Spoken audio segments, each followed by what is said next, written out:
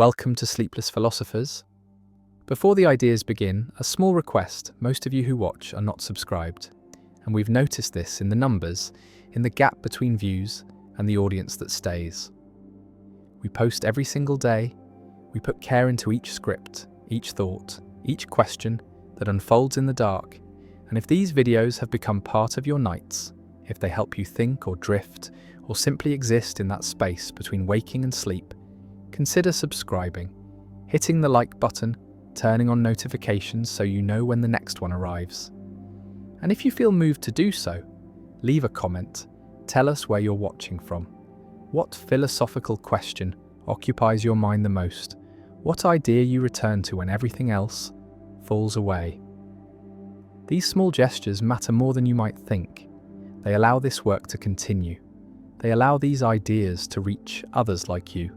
scattered across the world, awake in the quiet hours. Now the introduction ends and the philosophy begins. Death is not the opposite of life, but is its condition, is not the ending that comes after, but is the pressure that shapes everything, is the fact that makes every moment matter or makes nothing matter, depending on perspective, depending on whether the awareness of mortality is conscious or is repressed, is acknowledged or is denied. And the denial is the default, is the way that most humans live most of the time, is the forgetting of death that allows daily life to proceed, that allows plans to be made, that allows the future to seem real, to seem like something that will arrive, that will be inhabited, when really the future is uncertain, is not guaranteed, is always potentially not happening, because death is always possible, is always near, is the horizon that surrounds every moment, even though the horizon is not seen, is not acknowledged, is pushed to the edges of consciousness, where it operates without being noticed. And the operating is what terror management theory describes, is what Ernest Becker analysed, is what philosophers from Epicurus to Heidegger have recognised, which is that death is the organising principle, is the fact that structures behaviour, that shapes culture, that creates the need for meaning, for legacy, for something that will persist beyond the mortal body, beyond the temporary consciousness, beyond the brief flicker of existence that is a human life. And the brevity is what mortality means, is the recognition that time is finite, that the days are numbered, that eventually, inevitably, certainly the ending will come. And the coming is what humans cannot accept, cannot tolerate, cannot integrate into consciousness without the help of mechanisms that soften the blow, that make death seem distant, that create the illusion of immortality through legacy, through children, through achievements, through the leaving of marks that will persist, that will remain, that will mean that the person was here, mattered, existed in a way that death cannot erase. And the erasing is what death does, is the return to nothing, is the elimination of the perspective, the ending of the experience, the cessation of being. And being is what consciousness is the only thing that is known directly, is the only certainty. And death is the end of certainty, is the movement from being to not being, from existence to non-existence, from something to nothing. And the nothing is unimaginable, is not representable, is not something that can be experienced, because experience requires existence.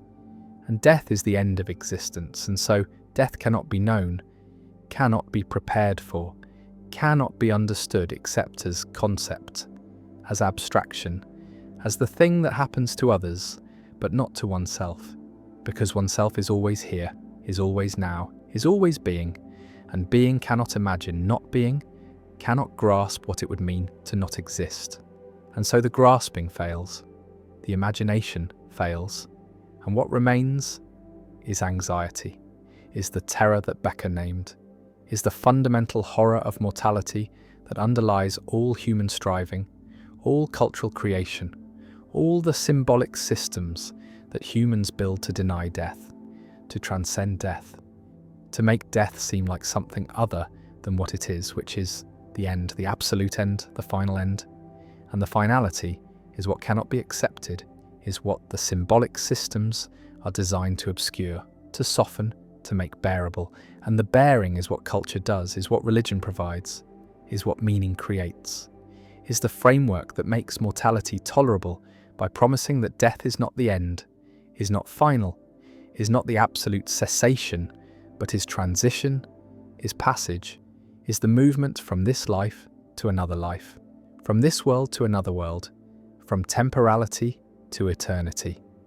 And eternity is the solution, is the promise that makes death bearable, is the belief that the self will continue, will persist, will exist in some form beyond the death of the body. And the beyond is what religions offer, is what makes them powerful,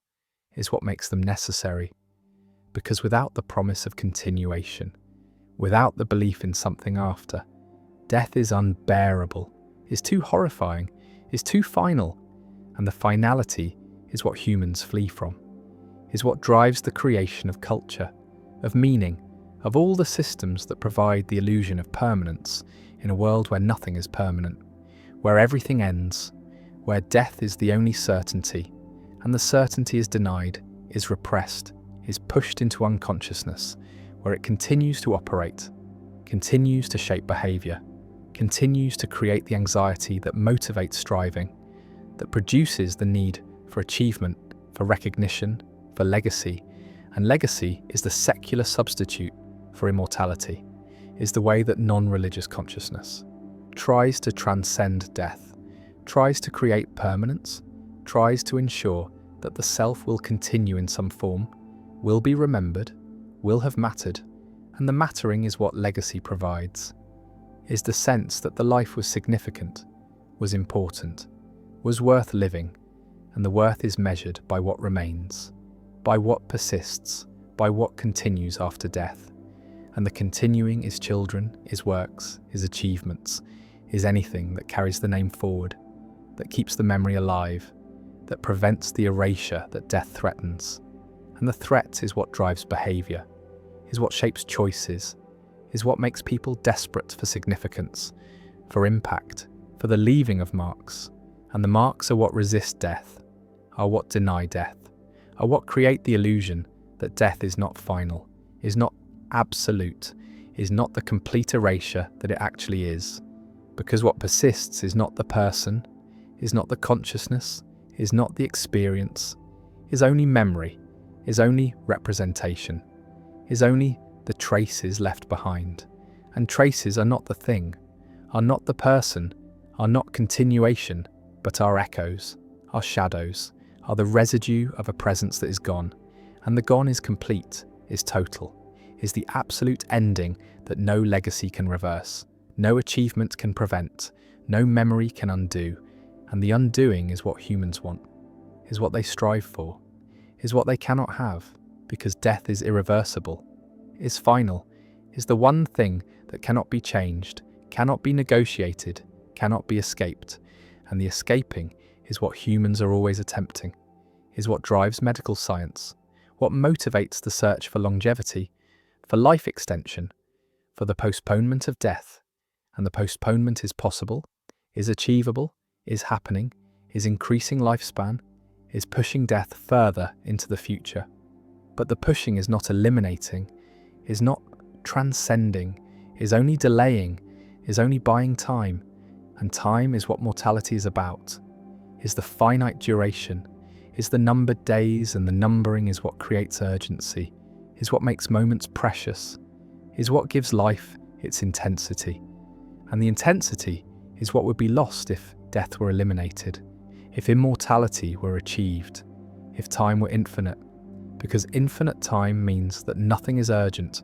nothing is precious, nothing matters in the way that it matters when time is scarce, when death is near, when the ending is certain. And the certainty is what gives weight to life, is what makes choices matter, is what creates the pressure to live well, to live fully, to use the time that is available. And the available is limited, is finite, is running out. And the running out is what creates anxiety, is what produces terror, is what makes death unbearable, but is also what makes life meaningful, is what gives moments their significance, is what creates the conditions for value, for importance, for the sense that this matters. This is real. This is happening now, and will never happen again. And the never again is both the horror and the beauty of mortality, is both what makes death terrible and what makes life precious. And the precious is what immortality would eliminate, is what infinite time would destroy, because in infinite time, everything can be redone, can be repeated, can be postponed indefinitely. And the indefinitely is the loss of urgency, is the elimination of pressure, is the removal of the condition that makes life matter. And the mattering would fade, would disappear, would be replaced by ennui, by boredom,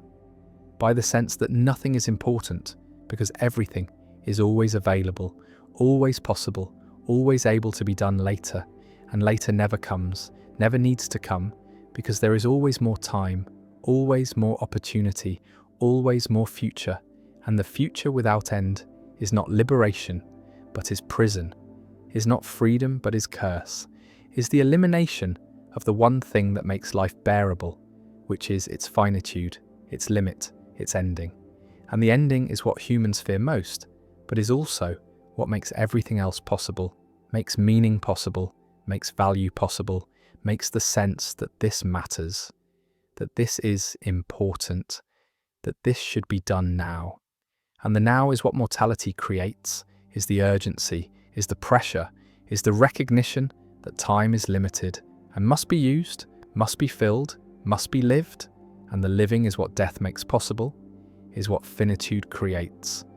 is what the awareness of mortality produces. When the awareness is not repressed, is not denied, is allowed into consciousness where it can shape behavior, not through terror but through acceptance, through the recognition that death is inevitable, and therefore life is precious, is limited, is the opportunity that will not repeat. And the not repeating is what makes each moment unique, makes each experience singular, makes each person irreplaceable. Because death means that this person, this consciousness, this particular way of being in the world will end, will cease, will never exist again. And the never again is both loss and gift, is both what is mourned and what is celebrated. Because mortality is what makes individuality possible, is what makes each person unique, is what ensures that no life is the same as any other life. And the sameness would be what immortality would produce, would be the eventual repetition, the exhaustion of novelty, the sense that everything has been done, has been experienced, has been lived through too many times. And the too many times is what infinite time produces, is the curse of repetition, is the horror of eternity, is the recognition that immortality would not be paradise, but would be hell, would be the endless continuation of existence without purpose, without end, without the relief that death provides. And the relief is what death is the ending of suffering, is the cessation of striving, is the peace that comes from completion, from finality, from the recognition that it is over, is done, is finished. And the finishing is what gives shape to life, is what makes it a story, is what creates the arc from beginning to end. And the end is what gives the beginning meaning, is what makes the middle matter, is what ensures that the story has significance, has weight, has the structure that makes it comprehensible. And comprehensible is what life becomes when death is acknowledged, when mortality is accepted, when the ending is recognized as necessary, as the condition that makes everything else possible. And the possible is what humans are living, is the space between birth and death, is the time that is given, is the opportunity to exist, to experience, to be. And the being is temporary, is finite, is ending. And the ending is approaching, is always approaching, is getting closer with every moment, with every breath, with every heartbeat. And the heartbeats are numbered, are counted, are finite. And the finite is what makes them precious, is what makes each beat matter, is what creates the urgency to live, to experience, to be fully present in the time that remains. And the remains is diminishing, is running out, is approaching zero, and the zero is death, is the ending, is the return to nothing. And the nothing is what was before birth and will be after death, is the condition from which life emerges and to which it returns. And the return is inevitable, is certain, is the one appointment that cannot be missed, cannot be postponed indefinitely, cannot be escaped. And the escaping is what modern medicine attempts, is what life extension promises, is what cryonics offers, is the denial of death through technology, through science, through the belief that death is a problem that can be solved, is a disease that can be cured, is an enemy that can be defeated. And the defeating is what death denial looks like in secular culture, is the medicalization of mortality, is the treatment of death as failure, as something that should not happen, as something to be prevented, to be delayed, to be fought against. With every resource available, and the available resources are considerable, are increasing, are pushing death further back, are extending life further forward, but are not eliminating death, are not making immortality actual, are only postponing the inevitable, are only delaying the ending. And the delaying is creating new problems, is producing extended old age, is generating years of decline, of deterioration, of the slow failing of the body and the mind. And the failing is what modern medicine has not solved, has not prevented, has only extended, has only made longer. And the longer is not always better, is not always desirable, is sometimes the prolongation of suffering, the extension of indignity, the continuation of existence beyond the point where existence is meaningful, where life is life rather than mere biological persistence. And the persistence is what modern medicine achieves, is what technology provides, is the keeping alive of bodies that would otherwise die, that should die, that are ready to die, but are prevented from dying by interventions that maintain biological function without maintaining experience,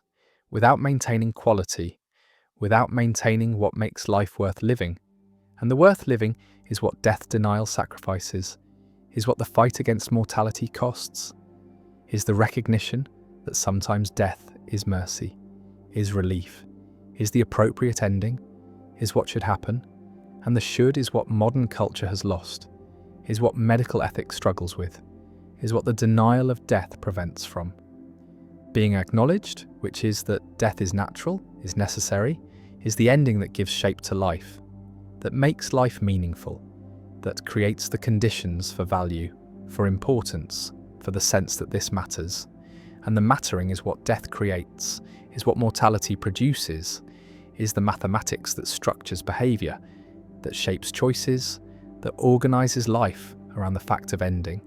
And the fact is undeniable, is certain, is the one truth that applies to everyone,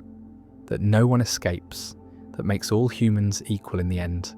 And the end is what is shared, is what connects, is what makes mortality not just individual, but collective, not just personal, but universal, not just my death, but death itself, the death that comes for everyone. That structures all life, that creates the pressure, the urgency, the terror, the meaning, the value, the sense that time is limited and must be used, must be lived, must be filled with experience, with connection, with love, with the things that make existence worthwhile. And the worthwhile is what death makes possible, is what finitude creates, is what the mathematics of mortality reveals, which is that death is not the enemy, but is the condition, is not the opposite of life, but is its structure, is not what ends meaning, but is what creates meaning, is not what should be denied, but is what should be accepted, is what should be acknowledged, is what should be integrated into consciousness, into culture, into the way that life is lived. And the living is what matters,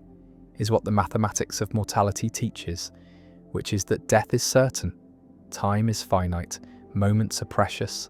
and the precious is what remains, is what persists, is the experience of being alive, of being conscious, of being here now, in the time that is given, in the space between birth and death, in the mathematics that structures everything, that creates everything, that makes everything matter, and the mattering is mortality, is death, is the ending that gives shape to life, that makes life life, that creates the conditions for meaning, for value, for the sense that this is important, that this is real, that this is happening, and the happening is temporary, is finite, is ending, and the ending is what makes it precious, is what makes it matter, is what makes it the gift that death gives, which is the recognition that life is limited, is scarce, is valuable,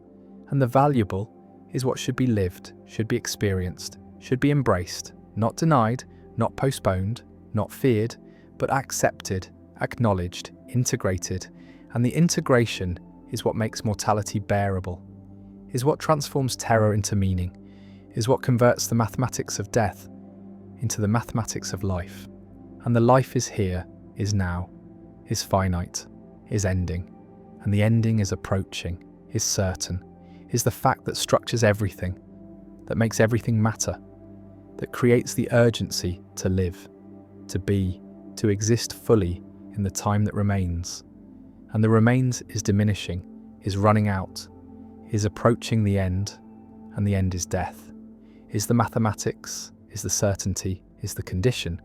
is what makes life life. And life is what matters, is what is given, is what is ending, and the ending is the gift, is the meaning, is the mathematics of mortality that structures all human behaviour, all human striving, all human meaning. And the meaning is that death is certain, life is finite, time is limited, and the limited is what makes it precious, is what makes it matter, is what makes it the only thing that matters, which is the time between now and death, the space between birth and ending, the mathematics that structures everything, that creates everything, that is mortality, that is death, that is the fact that cannot be escaped, cannot be denied, cannot be defeated, can only be accepted, acknowledged, lived with, and the living with is what makes life meaningful, is what transforms terror into purpose, is what converts the mathematics of death into the gift of life. And the gift is finite, is ending, is approaching zero, and the zero is death, is the end, is the mathematics, is the certainty, is the condition that structures everything, that makes everything matter, that creates the pressure, the urgency, the meaning. And the meaning is that life is limited, death is certain, time is running out, and the running out is what makes now matter, is what makes this moment precious, is what makes existence valuable, and the valuable is what should be lived, should be embraced, should be experienced fully. Because the mathematics of mortality reveals that death is not the enemy, but is the teacher, is not what destroys meaning, but is what creates meaning, is not what ends life, but is what makes life life, is the certainty, is the fact, is the mathematics that structures all human behaviour, all human striving, all human existence, and the existence is finite, is ending, is death, and death is the mathematics, is the meaning, is the gift, is the end. Belief does not wait for evidence, does not require justification, does not emerge from careful reasoning, but appears fully formed, arrives with conviction intact, and only afterward does the mind scramble to find reasons, to construct arguments, to build the scaffolding of rationality around a conclusion that was never reached through rationality in the first place. And this sequence is backward from what is taught, from what people believe about their own thinking, from the narrative that says humans are rational creatures who form beliefs by weighing evidence and following logic to wherever it leads. But the narrative is false, is a story the conscious mind tells about processes. It does not control and barely witnesses, because the formation of belief happens beneath awareness, happens in systems that operate according to principles that have nothing to do with truth and everything to do with survival, with coalition, with identity, with the deep need to belong to a group and signal loyalty to that group through the adoption of its beliefs. And the adoption is not chosen, is not deliberate, is automatic, is the result of exposure and repetition and emotional resonance, and once a belief is formed, it becomes self-protecting, becomes resistant to challenge, becomes the lens through which all subsequent information is filtered. And the filter is not neutral, does not simply organize data, but actively distorts it, amplifies what confirms, and minimizes what contradicts. And this distortion is not dishonesty, but cognition, is the normal operation of a mind that is not designed to find truth, but to maintain coherence, to protect existing beliefs from disintegration, to avoid the cognitive and social costs of changing one's mind. And the costs are often higher than the costs of being wrong, because being wrong in private is invisible, but changing one's mind in public is betrayal, is defection, is the signal that one is unreliable, is not committed, is willing to abandon the group. And groups punish this, punish uncertainty, punish the appearance of wavering, reward certainty even when the certainty is unjustified, especially when it is unjustified. Because justified certainty requires evidence,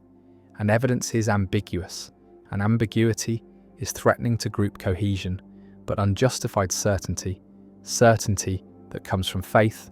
from commitment, from identity, is the strongest signal of loyalty, is the proof that one believes not because the evidence compels, but because the group demands, and this demand is the engine of belief, is what makes convictions stick, what makes them resistant to argument, what makes smart people believe wrong things, not despite their intelligence, but because of it. Because intelligence is a tool, and tools can be used for any purpose, including the purpose of defending beliefs that were never formed through intelligence in the first place. And the defense is sophisticated, is elaborate,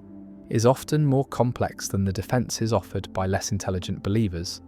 because the intelligent mind has more resources, more information, more ability to construct rationalizations that sound convincing, that appear logical, that give the impression of having been arrived at through careful thought when really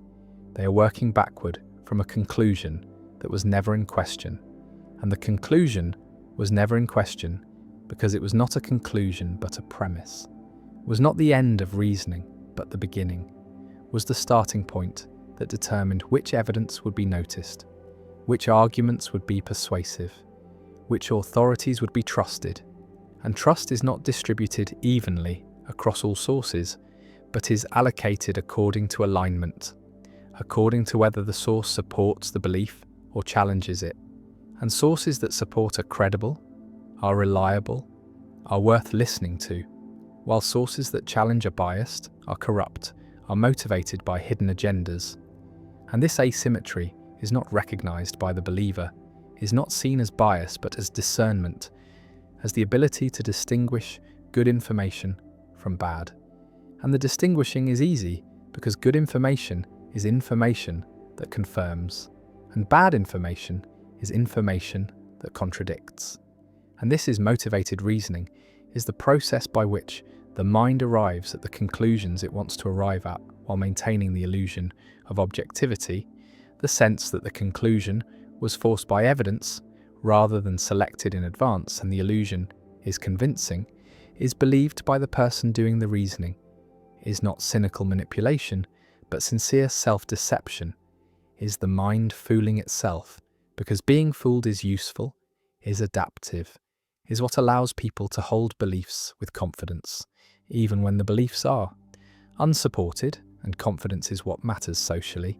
is what others respond to, is what makes a belief persuasive,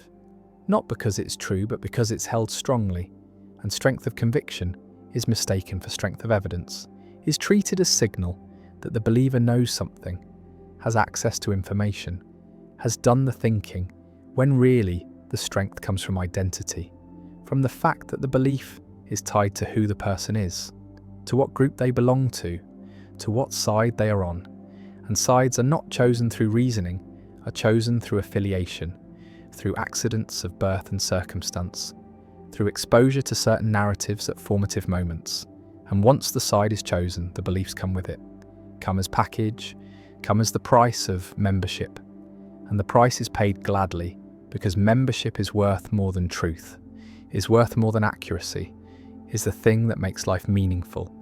that provides identity, that offers protection, and protection requires conformity, requires that everyone in the group believes the same things, or at least claims to believe them, and the claiming becomes believing through repetition, through public commitment, through the performance of belief that eventually converts into genuine conviction. And the conversion happens without awareness, happens gradually, happens through the mechanism that psychologists call cognitive dissonance reduction, where the mind alters beliefs to match behavior because behavior is harder to change, is more visible, is more socially consequential, and so the internal adjusts to match the external, and what was performed becomes believed, and what was believed becomes identity. And identity is the deepest level, is the level at which challenge feels like attack, like assault on the self, and the self defends, mobilizes resources, recruits intelligence in service of protection, and intelligence is effective, is dangerous in this role, because it can construct arguments that are superficially compelling, that exploit real ambiguities in evidence, that find the weak points in opposing positions.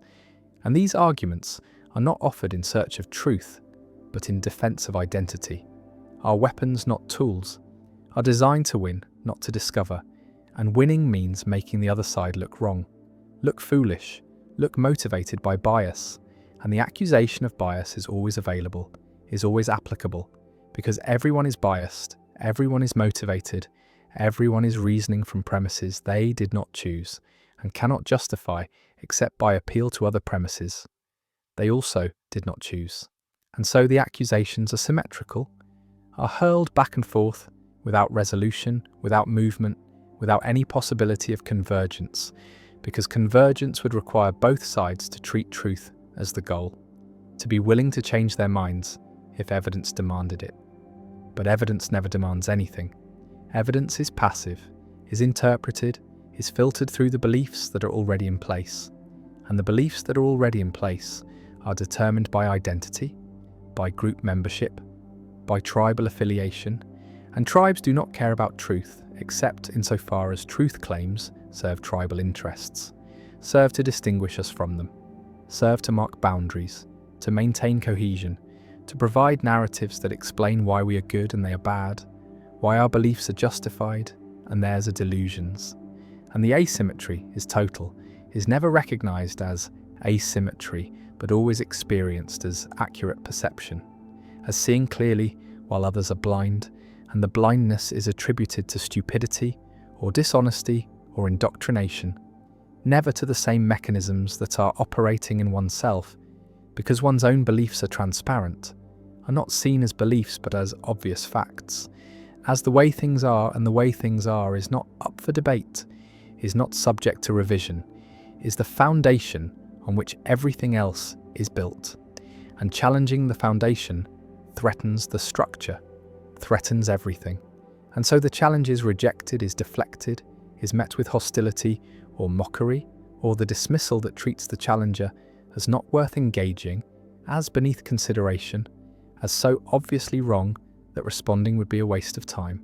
And the waste is avoided, the belief is preserved, the identity is protected, and life continues with certainty intact,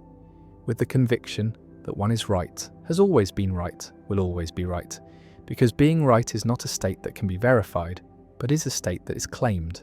is performed, is the stance that the group requires and the individual provides. And the providing is not sacrifice, but fulfillment, is not loss but gain, is the way that belonging is achieved, is the way that meaning is found, is the way that the chaos of existence is organized into a coherent narrative where the self is on the right side, is part of the good, is aligned with truth, even if truth is never actually encountered, never actually sought, never actually valued except as a rhetorical weapon to use against opponents. And opponents are necessary, are required by the logic of tribal epistemology, are the ones whose wrongness confirms our rightness, whose existence justifies our beliefs, whose errors prove our accuracy, and the errors are easy to find, because looking for errors is what confirmation bias does, is the selective attention that notices everything that supports the belief and overlooks everything that contradicts it. And the overlooking is not deliberate, is not conscious suppression, but automatic filtering. Is the mind attending to what it expects, what it is primed to see? And the priming comes from belief, comes from the framework that determines what is salient, what is relevant, what is worth noticing, and what is worth noticing is always what confirms, is always what can be incorporated into the narrative, and the narrative is not discovered but constructed, is built from selected pieces of evidence that are arranged to tell a story, and the story is always the same story, is always the one where we are right and they are wrong, where our beliefs are based on evidence and theirs are based on bias, where we are rational and they are emotional, where we are honest seekers of truth and they are motivated by power or fear, or some other corrupt motive, and the motives that are attributed to others are never attributed to the self, are never seen as operating in one's own reasoning, because one's own reasoning is transparent, is experienced as simply responding to facts, as following evidence, as arriving at conclusions that are forced rather than chosen, and the forcing is illusion, is the feeling that arises when motivated reasoning is operating smoothly. When the mind has successfully convinced itself that the conclusion it wanted to reach is the conclusion that evidence demands, and the demand is retroactive, is constructed after the fact, is the rationalization that makes the belief feel justified, that allows it to be held with confidence, that enables the believer to defend it against challenge and feel virtuous in the defending. And virtue is the reward, is what makes belief feel good, feel right, feel like something more than preference. And the more than preference is what gives belief its power, its capacity to motivate action, to organize communities, to inspire sacrifice, because preference can be changed, can be updated, can be revealed as merely subjective, but belief that is felt as knowledge, as truth, as correspondence to reality, is not subject to change, is not vulnerable to challenge, is the rock on which identity is built. And the rock is not geology but psychology, is not objective but constructed, is not discovered in the world but imposed on the world. And the imposition is what makes the world intelligible, what makes experience coherent, what prevents the vertigo of radical uncertainty. And uncertainty is intolerable, is the state that humans will do almost anything to avoid, will believe almost anything to escape. And the escape is into certainty, into conviction, into the feeling of knowing. And the feeling is what matters, is what provides comfort, is what makes belief functional regardless of whether it is true. And truth is a secondary concern, is something that is appealed to but not pursued, is a value that is claimed but not practiced, because practicing it would require epistemic humility, would require admitting that one could be wrong, that one's beliefs could be mistaken, that the group could be misguided. And these admissions are costly, are signals of weakness, are invitations for opponents to attack. An attack is what happens when certainty is dropped, when doubt is expressed, when the fortress of belief shows cracks and the cracks are not tolerated, are repaired immediately,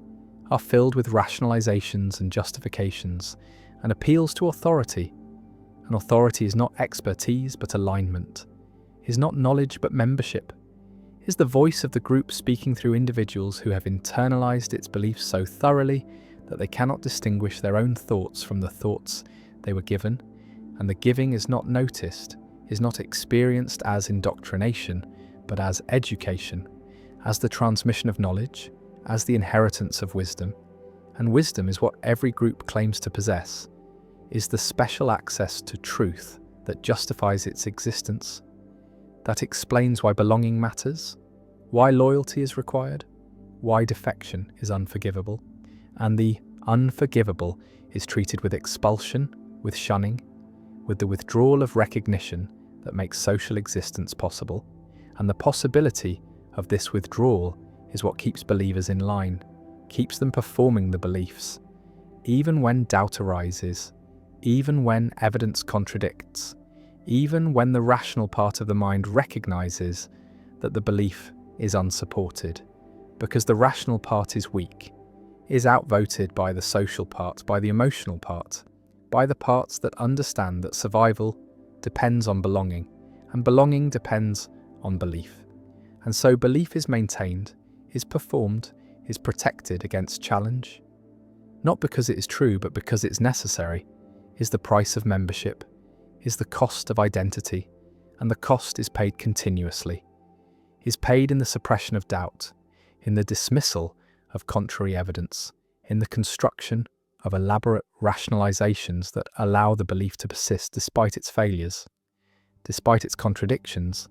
despite the mounting evidence that it is wrong, and wrong is what every belief eventually becomes, is the fate of all convictions that are held rigidly, that refuse to update, that treat themselves as final, as complete, as not subject to revision, because the world changes, because evidence accumulates, because what was plausible becomes implausible, and the implausible becomes undeniable, and the undeniable is denied anyway, is rejected through the mechanisms of motivated reasoning that are so powerful, so sophisticated, so effective at maintaining belief in the face of counter-evidence that they can preserve convictions long after those convictions have ceased to correspond to anything in reality. And the lack of correspondence does not matter, does not affect the strength of belief, does not reduce confidence, because belief is not about correspondence, is not about mapping the world accurately, is about maintaining identity, maintaining belonging,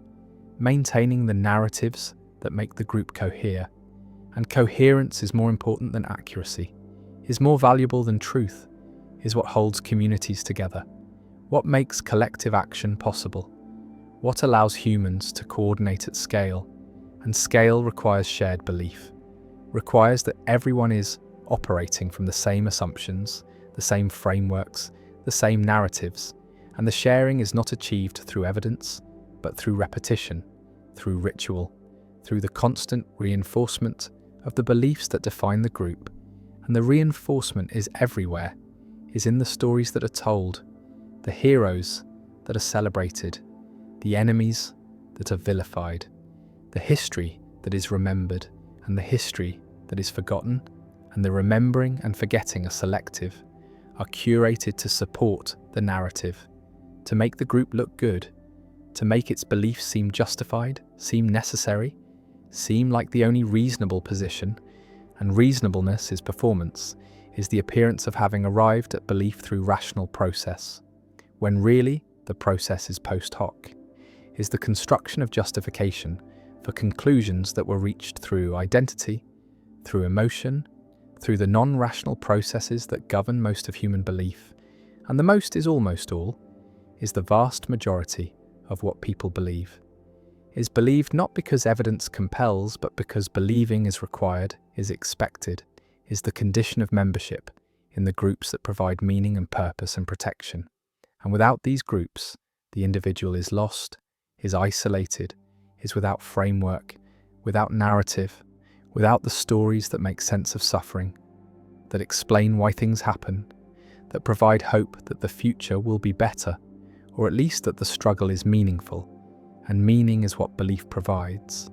is the primary function, is more important than accuracy, more valuable than truth. Because humans can tolerate being wrong, but cannot tolerate meaninglessness, cannot survive without the sense that life is going somewhere, that actions matter, that the side they are on is the right side, and the right side is always the side they are on, is always the group they belong to, is determined by belonging rather than determining it. And this circularity is invisible,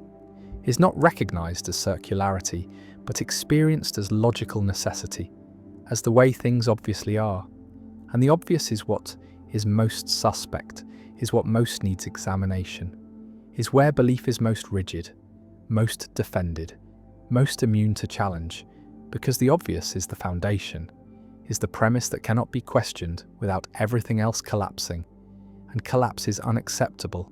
is the threat that keeps belief in place, that makes certainty feel like safety and doubt feel like danger. And so certainty wins, always. Wins not because it is right, but because it is functional, is what the mind needs to operate, to make decisions, to navigate the world. And navigation does not require truth, only requires consistency, requires beliefs that are stable enough to be acted upon. And stability is what identity provides, is what tribal epistemology achieves, is the freezing of belief into doctrine, into dogma, into the unquestionable truths that define the group and exclude the other. And exclusion is the point, is the function, is what makes identity possible. Because identity is not what you are, but what you're not, is defined by boundaries, by the line that separates us from them, believers from heretics, the enlightened from the deluded. And the delusion is always on the other side, is always what they suffer from, never what afflicts us, because we see clearly we have truth, we are right, and the rightness is not a conclusion but a premise, is not the end of inquiry, but the foreclosing of inquiry, is the state that belief aims for and maintains through every mechanism available, through confirmation bias, through motivated reasoning, through tribal epistemology, through the subordination of truth to identity. And the subordination is complete, is total, is the condition of believing anything at all. Because belief without evidence is not the exception, but the rule is not a failure of reasoning, but the normal operation of minds that are not designed for truth, but for survival, for belonging, for the construction of narratives that make life bearable. And bearable is all that is required, is all that can be expected, is the standard that belief meets regardless of whether it meets any other standard, and other standards are luxuries, are the concerns of those who have the security to question, to doubt, to examine their beliefs, without fearing the social consequences. But most do not have this security. Most cannot afford doubt, cannot risk uncertainty, cannot survive without the conviction that they are right, that their beliefs are justified, that the group they belong to has access to truth, and the access is never demonstrated, never verified, never subjected to test, is only asserted, only performed, only maintained through the constant repetition of the beliefs that constitute the group. And the constitution is circular, is self-referential, is the tautology that defines all tribal epistemology. That we are right because we believe what we believe, and we believe what we believe because we are right. And the circle is unbreakable from within, can only be seen from outside, from the perspective of someone who does not share the belief, who has not internalized the identity, who can see the mechanisms operating, and the seeing changes. Nothing convinces no one, because the believer is not operating from evidence and cannot be swayed by evidence, is operating from identity and can only be swayed by changes in identity, by shifts in belonging, by the rare and difficult transformation that allows a person to leave one group and join another, to abandon one set of beliefs and adopt another. And the adoption is not reasoned, but is the same non-rational process operating in a different direction,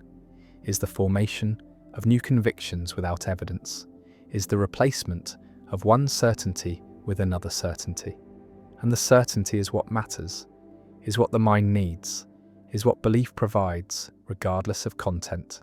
regardless of truth, regardless of anything except the function of making the world intelligible, making the self coherent, making belonging possible. And possibility is all that belief promises, is all that it delivers, is the opening of a space where life can be lived with conviction, with purpose, with the sense that one knows what is true and what is false, what is good and what is evil, what side to be on and what side to oppose, and the opposition is necessary, is required by the structure of belief,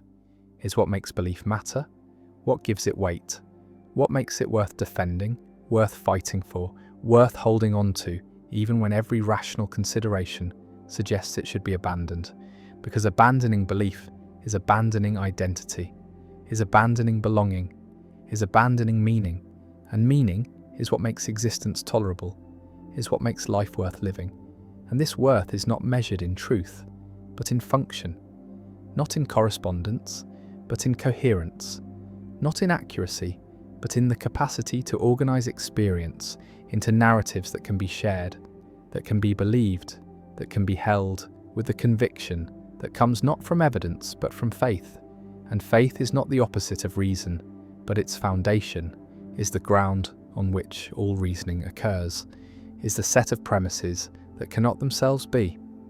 justified but must be assumed, must be taken on faith, must be believed without evidence, because evidence requires premises, and premises require faith, and the faith is inescapable, is built into the structure of belief, is what makes belief possible, is what makes the mechanics of belief mechanical, automatic, operating below awareness, producing convictions that arrive fully formed and are only later dressed in the clothing of reason, given the appearance of having been derived from evidence when really they were derived from identity, from belonging, from the deep and desperate human need to be part of something larger, to believe something strongly, to know with certainty, even if the knowing is illusion and the certainty is performance and the belief is wrong. The suffering is not in having little, but in having less, not in lacking, but in being surpassed, not in absence, but in comparison. And comparison is constant, is unavoidable, is built into perception, into cognition, into the social architecture of human life. Because humans are not isolated processes of absolute value, but are deeply embedded in networks where worth is relative, where position matters more than possession, where status is the thing being tracked, being measured, being fought over, and the fighting is exhausting, is endless, is producing anxiety that has no clear source except the presence of others, the visibility of their achievements, their possessions, their apparent happiness. And the apparent is what matters, is what comparison operates on. Because comparison does not have access to internal states, cannot measure actual satisfaction or genuine contentment, can only measure signals, displays, the external markers that are supposed to indicate success. And success is not absolute, is not a threshold that once crossed brings lasting peace, but is relative, is defined against the success of others, is meaningful only in context, only in relationship, only as position in a hierarchy that has no natural endpoints, no place where more is impossible, no level where comparison stops. And the stopping is what never happens, is what cannot happen, because there is always someone higher, always someone with more, always someone whose position makes one's own position feel insufficient, feel like failure, feel like falling behind. And behind is where comparison places everyone, except the very top, except the singular position that by definition only one can occupy. And even that position is temporary, is unstable, is vulnerable to being surpassed, to losing the lead, to falling back into the mass of strivers who are all measuring themselves against the same unreachable standard. And the unreachable is what drives the system, is what keeps everyone running, keeps everyone comparing, keeps everyone suffering from the gap between where they are and where they see others, where they imagine others, where the displays and signals suggest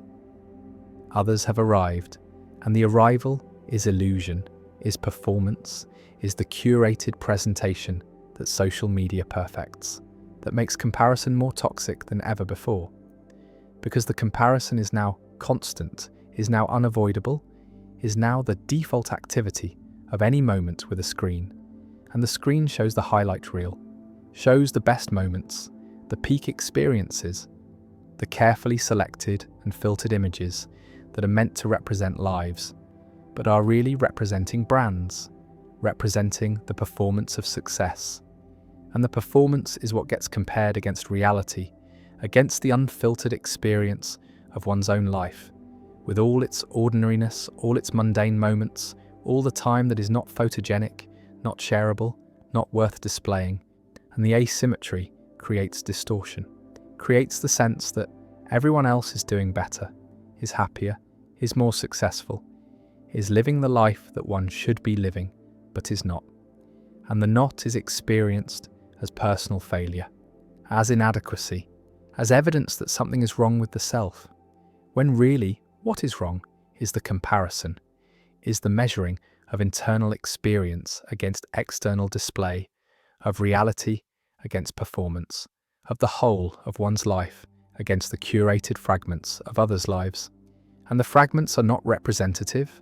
are not honest, are not revealing the struggles, the doubts, the failures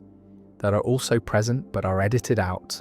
are kept private, are not part of the display, and so the display creates impossible standards, creates the sense that success should be constant, that happiness should be visible, that worth should be demonstrable. And demonstrable means comparable, means measurable against others, means existing in the public space where position can be assessed, where rank can be assigned, where the hierarchy becomes visible, and the visibility is what social media provides,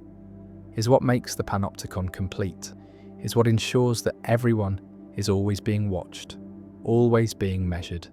always being compared,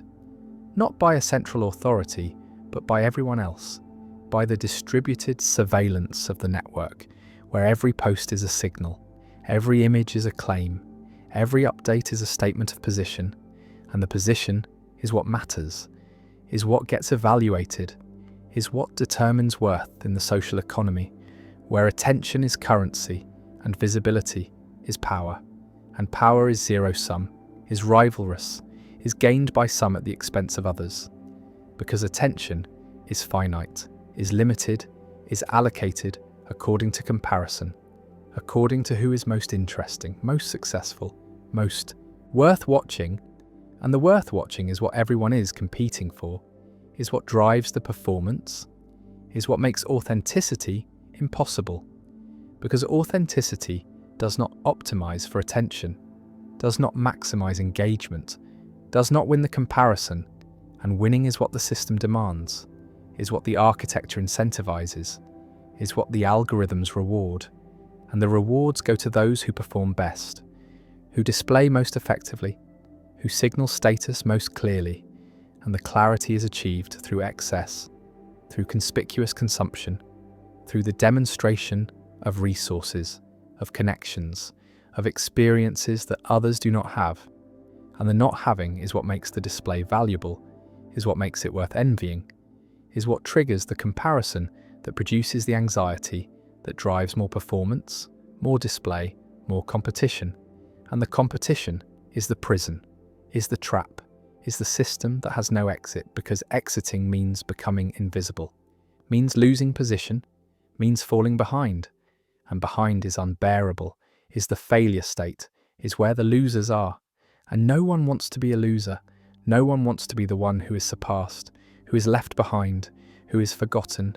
and the forgetting is what happens to those who stop performing, who stop displaying, who drop out of the comparison, and dropping out is not freedom but is erasure, is not peace but is irrelevance, is not escape but is defeat. And so most stay in, most keep performing, most keep comparing, most keep suffering from the gap between where they are and where they see others. And the seeing is continuous, is unavoidable, is the default state of consciousness. In an environment where everyone's position is visible, where everyone's success is displayed, where everyone's life is performance and the performance is what gets internalized, becomes the standard against which the self is measured. And the measuring is constant, is automatic, is happening at every moment, in every context, whenever others are present or even when they are not present but are represented, are visible through screens, through feeds, through the endless stream of signals that constitute social media. And social media is the panopticon perfected, is the prison where everyone is guard and prisoner simultaneously, is watching and being watched, is judging and being judged, is comparing and being compared. And the comparing is the punishment, is the suffering, is the anxiety that has no clear cause except the presence of others, the visibility of their position, the evidence that they have what one does not have, and the not having is experienced as deprivation, as relative deprivation, as the sense that one is lacking not in absolute terms but in comparison to others, and the comparison is the only terms that matter, is the only measurement that counts. Because humans are social, are tribal, are wired to care about position, about rank, about where they stand in the hierarchy. And the hierarchy is not natural, is not fixed, is not based on any inherent quality, but is constructed through comparison, through the constant evaluation of signals, of displays, of the markers that are supposed to indicate worth. And worth is not intrinsic, is not internal, is not a property of the self, but is assigned, is determined by others, is the result of comparison, of measurement, of the social process that ranks everyone according to criteria that are arbitrary, that are culturally specific, that are manipulable. And the manipulation is what social media enables, is what allows anyone to perform success, to display status, to signal position regardless of underlying reality. And the reality is hidden, is private, is not part of the comparison. And so the comparison is always distorted, is always measuring performance against performance, display against display, rather than reality against reality. And the reality is that most people are struggling, are anxious, are feeling inadequate, are suffering from the same comparison that they are inflicting on others, and the inflicting is not intentional, is not malicious, is just participation, is just performing, is just displaying the signals that are required to maintain position, to avoid falling behind, to stay in the game. And the game is the prison, is the system that has no winners, because there is no end point, no level of success that brings peace, no amount of status that ends comparison, because comparison is relative, is always finding someone higher, always finding new metrics, always raising the bar, and the raising is what makes enough impossible, is what ensures that satisfaction is temporary, is what converts every achievement into baseline, into the new normal that is no longer impressive, no longer enviable, no longer worth displaying because everyone else has caught up, has matched the signal, has equaled the performance, and so new signals are needed, new displays are required, new forms of status must be pursued, and the pursuit is endless, is exhausting, is producing the anxiety that characterizes modern life, the sense that one is always falling behind, always insufficient, always failing to measure up. And the measuring up is the problem, is the trap, is the prison, because up is infinite, is unlimited, is always higher than wherever one currently is. And so the climbing never ends, never reaches a summit, never arrives at a place where comparison stops, where enough is recognized as enough, where peace is possible, and peace is not possible as long as comparison continues, as long as others are visible,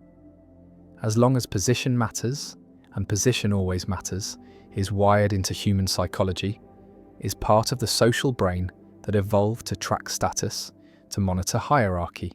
to care intensely about where one stands relative to others, and the relative is the only measure that counts, is the only information that the social brain processes, is why absolute improvements in living standards do not produce corresponding improvements in happiness. Because happiness is relative, is determined by comparison, is about position, not possession, and position is zero-sum, is gained by some at the expense of others, is the ranking that ensures most people feel inadequate most of the time, because most people are not at the top, are not in the elite positions, are somewhere in the middle or the bottom, are below someone, are being surpassed by someone, are losing the comparison to someone, and the someone is always visible, is always present, is always there to trigger the anxiety, to produce the envy, to create the suffering that comes from measuring oneself against others and finding oneself lacking. And the lacking is not real, is not objective, is only relative, is only meaningful in comparison. But the comparison is what makes it feel real, what makes it feel like failure, what makes it feel like something is wrong, something needs to change, something must be improved.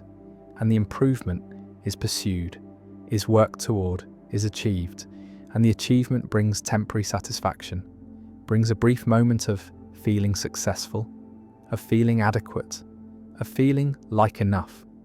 But the enough is temporary, is quickly replaced by new comparison, by new awareness of those who are higher, who have more, who have surpassed, and the surpassing is the trigger, is what resets the baseline, is what converts achievement into inadequacy, is what makes the prison inescapable, because escaping requires not just achieving more, but achieving more than everyone else. And everyone else is also striving, is also comparing, is also trying to escape through achievement. And so the competition intensifies, the standards rise, the bar keeps moving, and the moving is what makes peace impossible, makes satisfaction temporary, makes enough unattainable, because enough is not an absolute measure, but is relative, is defined by comparison, is determined by position, and position is always vulnerable, is always threatened, is always at risk of being lost, and the risk creates anxiety, creates vigilance, creates the constant monitoring of others, of their signals, of their displays, of any evidence that they're gaining, advancing, surpassing, and the surpassing is what must be prevented, is what drives the performance, is what makes rest impossible, makes dropping out unthinkable, makes the prison unescapable, except by those rare individuals who somehow break free of comparison, who somehow stop measuring themselves against others, who somehow find peace in their own position, regardless of where that position is in the hierarchy. And these individuals are rare, are exceptions, are not the norm, because the norm is comparison, is the constant measurement, is the anxiety that comes from always being aware of others, of their position, of their apparent success, and the apparent is what matters, is what the social brain responds to, is what triggers the envy, and envy is information, is the signal that someone else has something valuable, something worth having, something that could improve one's own position, and the position is what envy is tracking, is what it is designed to make salient, is the gap that needs closing, and the closing is pursued through imitation, through acquisition, through the striving to match what the envied other has, to equal their position, to eliminate the gap. But the gap never closes, is never eliminated, because as soon as one gap is closed, another opens. As soon as one person is matched, another surpasses. As soon as one goal is achieved, the goalposts move, and the moving is what makes the prison permanent, makes the suffering chronic, makes the anxiety inescapable, because the architecture of social comparison is not designed for peace, is not optimized for satisfaction, is designed for striving, for competition, for the endless pursuit of position. And the pursuit is the function, is what the system needs, is what makes the hierarchy dynamic, what keeps people climbing, what ensures that those at the top are always being challenged, always being pursued, always at risk of being overtaken. And the risk is what makes their position valuable, is what makes status worth having, is what creates the scarcity that makes position meaningful. And meaningful means enviable, means desirable, means worth suffering for. And the suffering is universal, is experienced at every level, is not limited to those at the bottom, but is felt even at the top. Because even at the top there is comparison, there is the awareness of others who are close, who are threatening, who might surpass, and the might creates anxiety, creates the need to defend position, to maintain distance, to keep performing, keep displaying, keep signalling status, and the signalling is exhausting, is requiring constant effort, constant vigilance, constant awareness of how one is being perceived, how one is being measured, how one's position is being evaluated by others who are always comparing, always measuring, always judging, and the judging is mutual, is reciprocal, is everyone evaluating everyone else, is the distributed surveillance that makes the panopticon total, that makes escape impossible, that ensures everyone is always in the prison, always being compared, always suffering from the awareness that others are watching, measuring, judging, and that the judgment might be negative, might find one lacking, might assign a lower position than one wants, than one deserves, than one has worked for. And the work is never enough, is never sufficient, is never achieving the permanent security that would allow rest, would allow peace, would allow the comparison to stop mattering. Because the comparison never stops mattering, is always relevant, is always the measure that counts, is what determines worth in the social economy, where position is everything, where rank is identity, where hierarchy is reality, and reality is constructed through comparison, through the constant measurement that assigns everyone a place, a position, a rank. And the rank is always provisional, always temporary, always vulnerable to change, to being surpassed, to falling. And the falling is what everyone fears, is what drives the anxiety, is what makes the prison work. Because the prison is not a place, but is a process, is the constant comparison that measures everyone against everyone else and finds everyone lacking, because lacking is relative, is inevitable, is the necessary result of a system where only one can be first, where most must be middle, where someone must be last and the last is where no one wants to be, is the position that is avoided, that is fled from, that creates the most anxiety, the most suffering, the most desperate striving to escape. And the escape is pursued through the same means that created the prison, through comparison, through performance, through display, through the signalling of status that is supposed to improve position, but only reinforces the system, only strengthens the prison, only ensures that comparison continues, that measurement persists, that the anxiety remains. And the remaining is permanent, is chronic, is the condition of social existence in an environment where everyone is visible, where position is trackable, where comparison is unavoidable. And the unavoidable is what makes the suffering universal, is what ensures that peace is rare, that satisfaction is temporary, that enough is never enough, because enough is not absolute but is relative, is determined by comparison, is defined by position, and position is always being measured, always being evaluated, always being compared, and the comparison is the prison, is the trap, is the source of suffering that has no solution except the impossible one of stopping comparison, of ceasing to measure oneself against others, of finding worth that is internal rather than relative, that is intrinsic rather than assigned, that is independent of position, independent of rank, independent of the hierarchy that comparison creates and maintains, and the maintenance is collective, is everyone participating, everyone contributing, everyone reinforcing the system by comparing, by displaying, by performing, by caring about position. And the caring is what makes the prison work, is what keeps everyone trapped, is what ensures that suffering continues, that anxiety persists, that peace remains impossible as long as comparison continues, as long as others are visible, as long as position matters. And position will always matter, will always be salient, will always be the measure that counts. Because humans are social, are hierarchical, are wired to care about rank,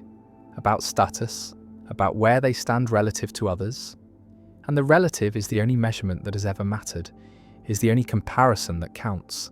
is the prison that has no walls but is inescapable, is the trap that has no lock but cannot be opened, is the suffering that has no cause except comparison, except the presence of others,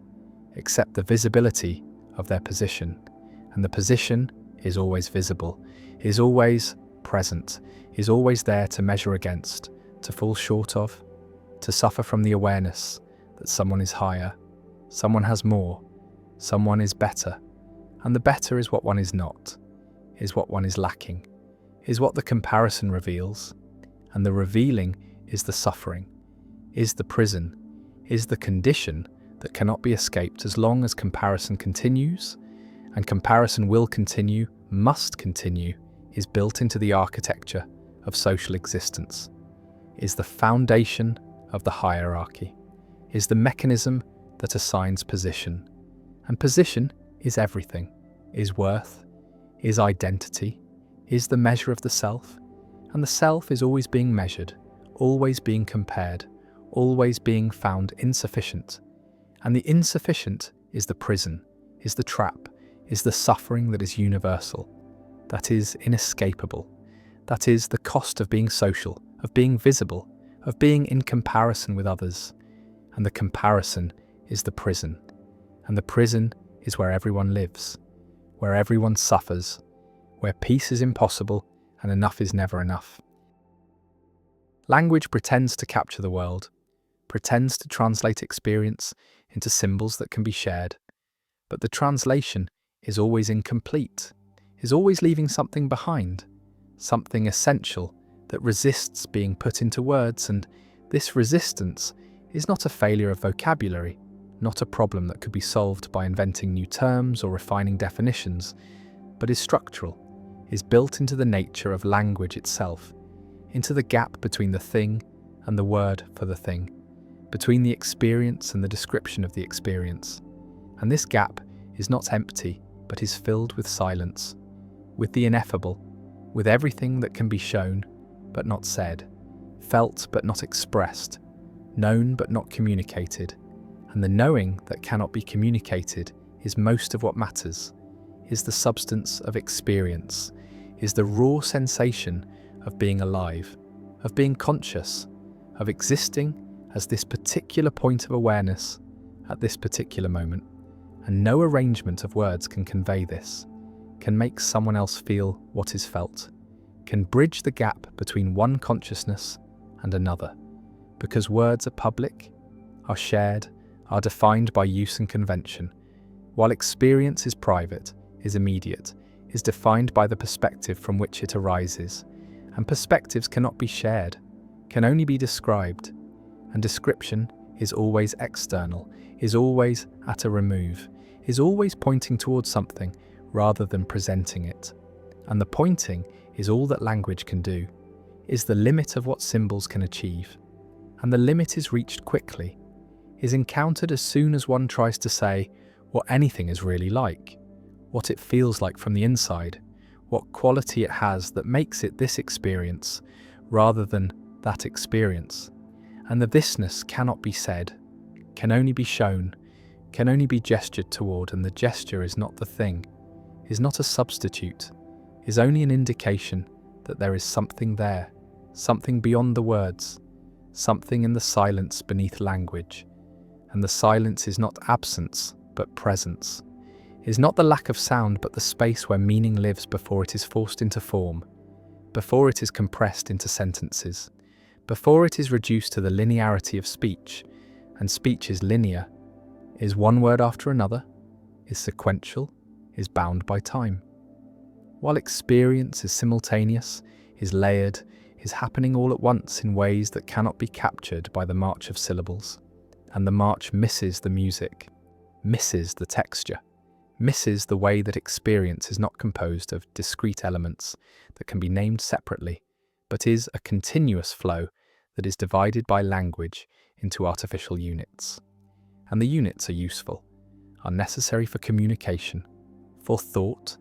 for the organization of experience into manageable pieces. But the organization is a lie, is a convenience, is the imposition of structure onto something that has no structure, or has a structure so complex, so multidimensional, that it cannot be mapped onto the one-dimensional track of language.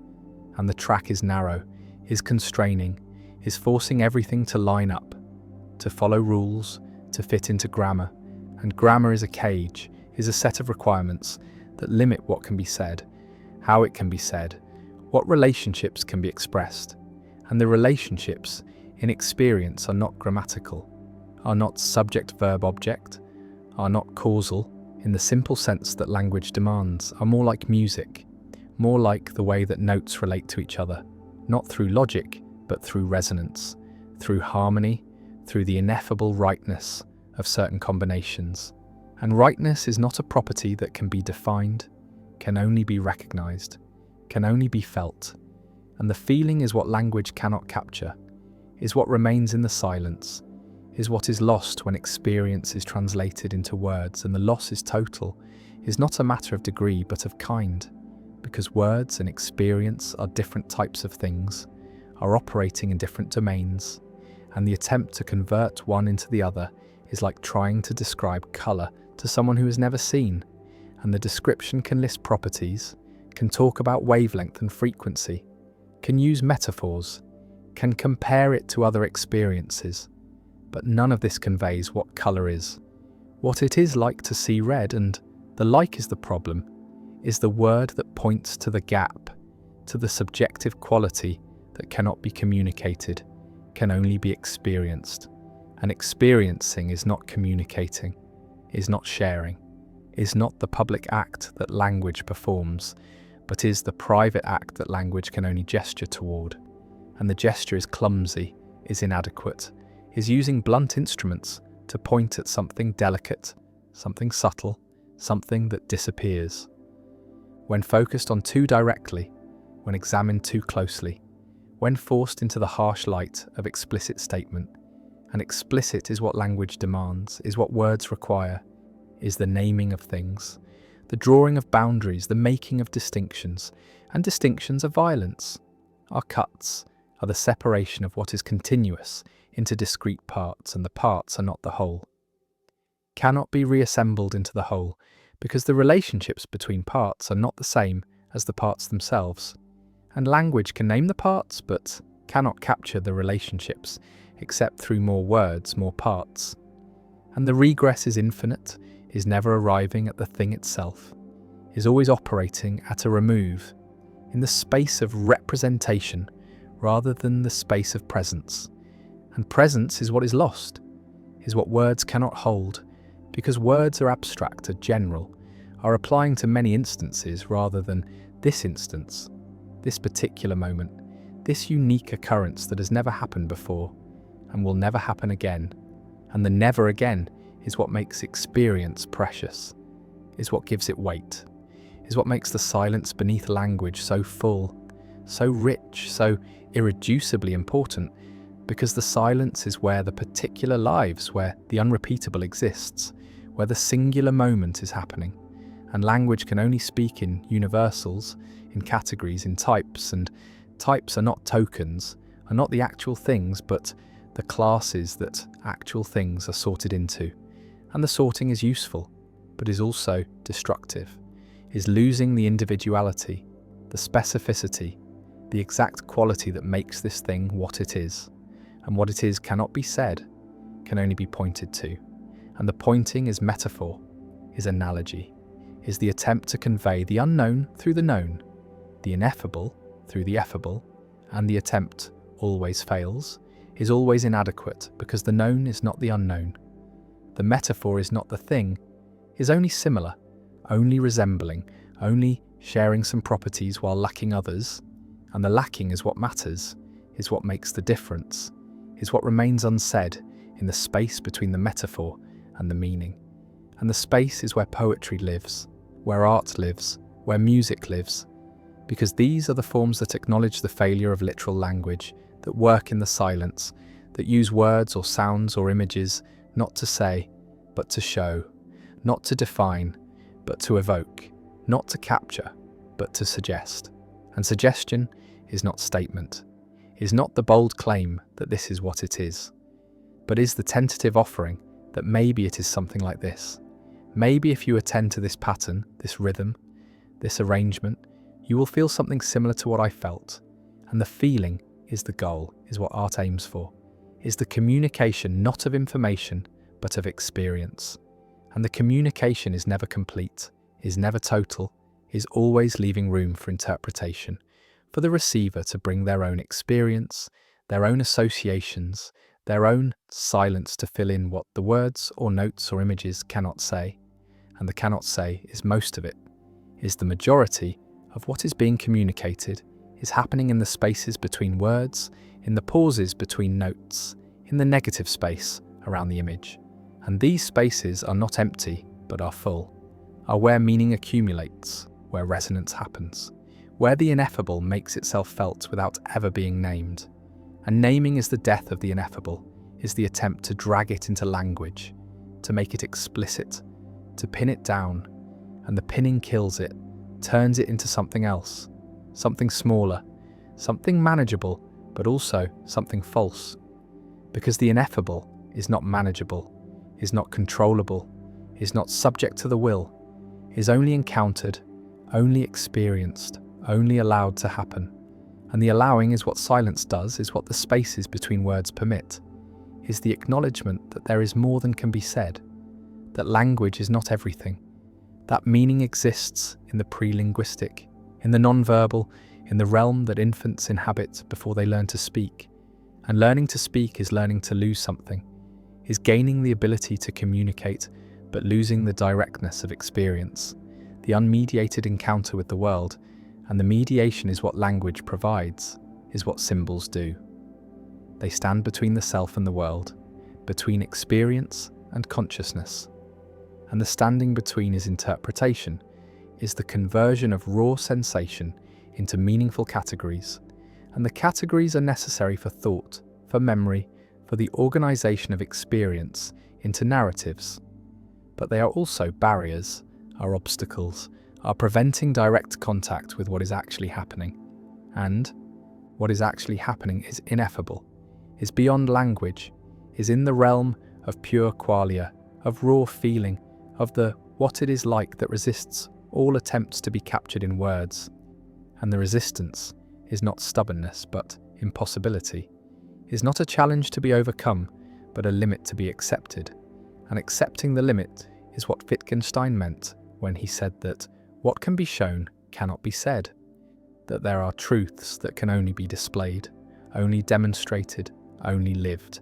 And the living is the showing, is the way that meaning manifests in action, in gesture, in the way a life is shaped. And the shaping is not describable, is not reducible to rules or principles or propositions, is only visible in the particular, in the concrete, in the specific way that this person moved through the world. And the moving cannot be captured in biography, cannot be preserved in narrative, because narrative is selection, is choosing which moments to include and which to leave out. And what is left out is most of it, is the ordinary, the unremarkable, the moments that do not fit into story. And these moments are where life actually happens, are where experience is most dense, most rich, most full of the qualities that make it worth living. But they are also most resistant to language, most stubbornly ineffable, most insistent on remaining in the silence. And the silence is not the enemy of meaning, but its ground, is the space from which meaning emerges, is the background against which words appear. And without the background, the words have no context, no resonance, no way to mean more than they literally say. And literal meaning is thin, is insufficient, is the bare minimum of what language can do. And what language can do is not impressive when compared to what experience is, when measured against the fullness of consciousness, against the complexity of a single moment of awareness, which contains more information, more nuance, more texture than could be expressed in a lifetime of speech, and the lifetime would not be enough, would never catch up, would always be lagging behind the present moment, describing what has passed rather than what is passing. And the passing is too quick, is too fluid, is too continuous to be caught in the discrete net of words. And the net has holes, has gaps, has spaces through which most of experience escapes, and the escaping is not loss but necessity, is not failure, but the acknowledgement that language is a tool, is an instrument, is good for certain purposes, but not for all purposes, and the purposes it is not good for include the most important ones. Include the communication of what it feels like to be alive, to be conscious, to be the experiencing subject rather than the experienced object. And the subject is ineffable, is beyond language, is what looks out from behind the eyes but cannot be captured in description, cannot be made into object without ceasing to be subject. And the ceasing is what happens when language tries to grasp consciousness, tries to make it explicit, tries to say what the self is, and the self dissolves under scrutiny, becomes elusive, becomes nothing that can be pinned down. And the pinning down is what language wants to do, is what definition aims for, is the fixing of meaning, the stabilization of reference, the establishment of clear boundaries. But consciousness has no clear boundaries, bleeds into the world, into the body, into the past and future. And the bleeding is what makes it alive, what makes it dynamic, what makes it impossible to freeze into the static forms that language provides. And the forms are useful, are necessary, are what allow communication, but they are also prisons, are constraints, are limiting what can be thought, what can be imagined, what can be experienced, because experience that cannot be named is harder to remember, harder to think about, harder to integrate into the narrative of the self. And the narrative is what the self is the story told in language. But the story is not the self, is not the experiencing, is only the account given after the fact, the retrospective interpretation, the organization of memory into coherent form. And the coherence is imposed, is not discovered, is the work of language forcing experience into structure, into sequence, into causality. And causality is not in experience, is not felt, is only inferred, is the story told about why one thing followed another. But the following is not experienced as causality, is experienced as succession, as one thing and then another thing. And the "and then" is not because, is not explanation, is just the temporal order. And the order is all that is given, all that is directly experienced, and everything else is interpretation, is language filling in the gaps, making connections, building narratives. And the narratives are necessary, are what make life make sense, but they are also false, are always false, because they are simplifications, are reductions, are taking the overwhelming complexity of experience and compressing it into the manageable linearity of story. And story is not experience, is not the living, but the telling, and the telling is always after, is always too late, is always missing the immediacy, the presence, the nowness of experience, and the nowness cannot be said, can only be lived, can only be here, in this moment,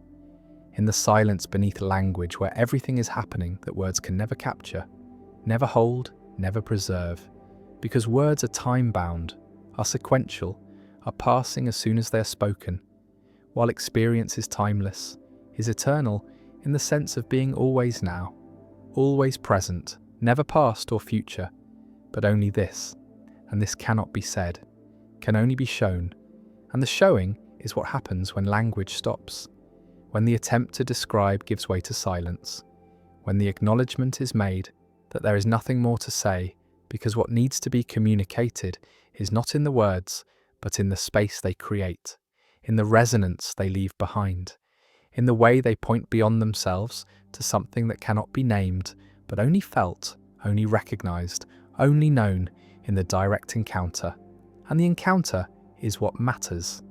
is what language is trying to facilitate, is what all the words are aiming toward, the moment when meaning transfers not through symbols but through presence, through the showing rather than the saying, through the silence that is full rather than empty, through the space beneath language where experience lives and words cannot reach. And the not reaching is not failure, but is the nature of things, is the way that consciousness and language exist in different domains, operate on different principles, serve different purposes, and the purposes do not align, do not overlap except at the edges, and the edges are where poetry happens, where music happens, where art happens,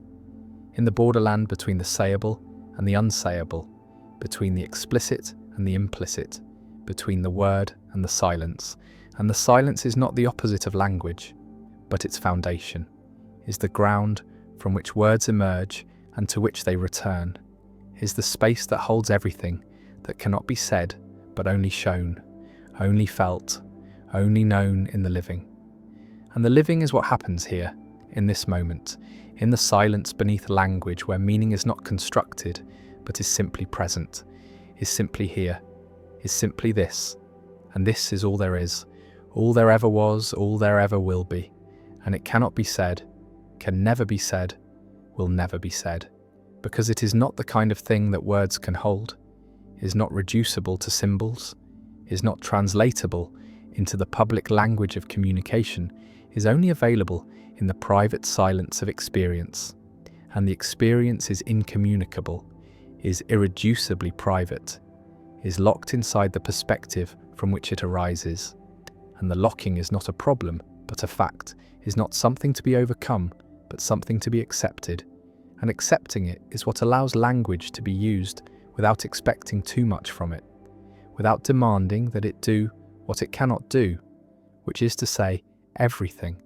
to capture everything, to make everything explicit, because everything cannot be made explicit, can only be shown, and the showing is what happens in the silence, in the spaces between words, in the pauses that are not empty but full of everything that language leaves behind, everything that resists being said, everything that remains ineffable. And the ineffable is not a lack but a richness, is not what is missing but what is present, is the substance of experience that words can only point toward, can only gesture at, can only acknowledge without capturing. And the acknowledgement is enough, is all that can be asked, is the recognition that there is more, always more than can be said, more than can be thought, more than can be communicated. And the more is in the silence, is beneath language, is where meaning lives when it is not being forced into form, when it is not being compressed into sentences, when it is allowed to simply be, to exist without explanation, without definition, without the violence of naming. And the violence is what language does, is what words require, is the cutting up of experience into pieces. And the pieces are not the whole, cannot be the whole, because the whole is continuous, is undivided, is the seamless flow of consciousness that cannot be broken without being destroyed. And the destruction is what language performs, is the necessary sacrifice that communication demands, is the price of being able to share anything at all, but the sharing is always partial, is always leaving the most important part behind, leaving it in the silence where it belongs, where it is safe from the distortions of language, where it remains ineffable, unnameable, unsayable. And the unsayable is everything that matters, is everything that makes life worth living, is everything that cannot be communicated but only lived. And the living is what happens in the silence, in the space beneath language, in the moments when words stop and presence begins. And the beginning is what language can never capture, because it is always arriving after, always describing what has already happened, what has already passed, what is already gone.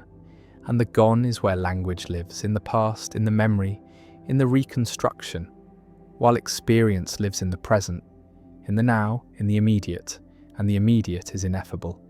is beyond words, is in the silence, and the silence is full, is rich, is the ground of everything,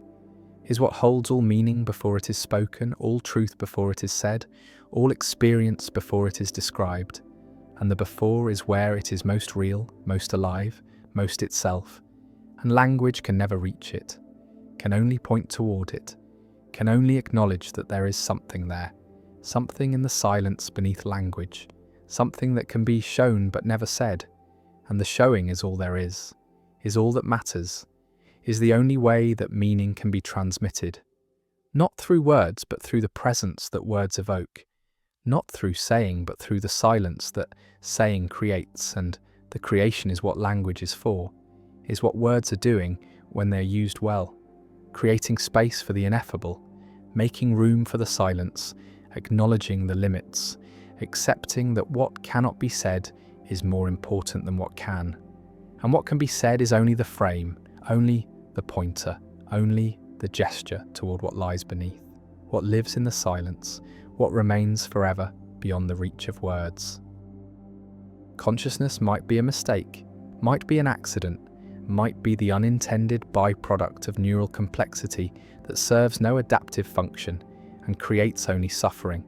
only the awareness of suffering, only the recursive loop where the organism not only experiences pain, but knows that it is experiencing pain and anticipates future pain and remembers past pain and constructs narratives about why the pain is happening and what it means and whether it will ever end. And this layering,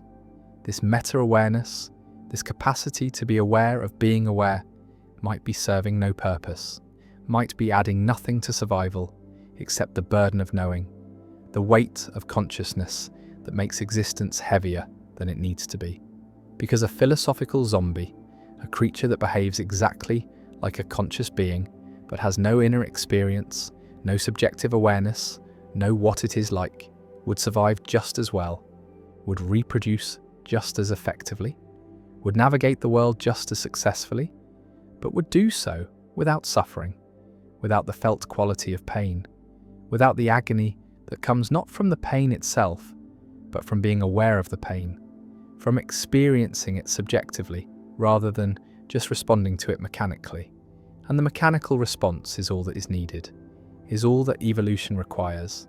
is the behavior that increases fitness, and fitness does not require consciousness, does not need awareness, does not benefit from the addition of subjective experience to the processing of information. Because information processing can happen in the dark, can happen without anyone home, can happen in systems that are as complex as needed, without ever generating the feeling of what it is like to be that system. And the feeling is the problem, is the accident, is the thing that might have no function, might be epiphenomenal, might be floating above the causal machinery without affecting it, without contributing to it, just observing, just witnessing, just being aware of what the brain is doing without having any power to change it. And if this is true, if consciousness is epiphenomenal, if it is causally inert, then it is not an adaptation, is not something that was selected for, is not serving any evolutionary purpose, is just a side effect, just the way that certain kinds of information processing feel from the inside, and the feeling is the accident, is the thing that did not need to happen, that adds nothing except suffering, except the awareness that makes pain painful, that makes fear frightening, that makes existence a burden rather than just a set of processes. And the processes could run without consciousness, could operate in the dark, could generate all the same behaviors without anyone experiencing them, without anyone being there to suffer through them. And if no one is there, then there is no suffering, is no problem, is just mechanism, just cause and effect, just the physical universe doing what it does. And what it does is not painful, except when consciousness is present, except when there is someone to whom it is happening, someone for whom the pain is not just physical damage, but is experience, is suffering, is the felt quality that makes damage matter in a way that it would not matter to a zombie, to a system that responds to damage without experiencing it, without feeling it, without being anyone to whom the feeling is happening, and the being someone is the accident, is the thing that might have gone wrong, that might have been a wrong turn in the evolution of nervous systems, a glitch in the development of brains that became too complex, that crossed some threshold where information processing generated awareness, generated the sense of being a subject, of being the one to whom experience is happening, and the happening is the problem, is the creation of a locus of suffering, a point where the universe becomes painful to itself, where matter becomes aware of its own damage, its own decay, its own inevitable dissolution. And this awareness serves no function, helps nothing, is pure cost, pure burden, pure the addition of suffering to a universe that could have operated just as well without it. And the just as well is the tragedy, is the recognition that consciousness might be unnecessary, might be superfluous, might be the thing that makes existence worse without making survival better, that creates subjective horror without creating objective advantage, that turns the neutral mechanics of damage and death into the experienced agony of pain and mortality. And the agony is what distinguishes conscious beings from non-conscious ones, is what makes suffering possible, is what creates the problem that is called the problem of consciousness, the hard problem, the question of why there is something it is like to be anything,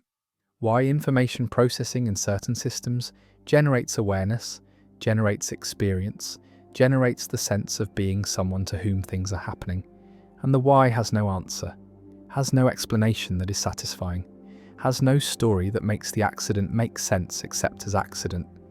as the thing that was not intended, not designed, not selected for, just emerged, just appeared, just started happening when brains became complex enough. And the complex enough might be the threshold, might be the point where mechanism becomes experience, where processing becomes awareness. But what is that threshold? What is the difference between a system that is conscious and a system that is not? And the difference cannot be in the behavior, cannot be in the function. Because zombies by definition behave identically to conscious beings, while having no inner experience, and so the difference must be in something else, in some additional property that consciousness has, some extra feature that awareness brings. But what is that feature? What does consciousness add? And the answer might be nothing, might be that consciousness adds nothing except itself, nothing except the fact of being experienced, nothing except the transformation of mechanism into suffering, of process into pain, of neutral physical events into the subjective horror that characterizes conscious existence. And the horror is not universal, is not constant, is mixed with pleasure, with satisfaction, with moments of peace, but the mixing does not eliminate the problem,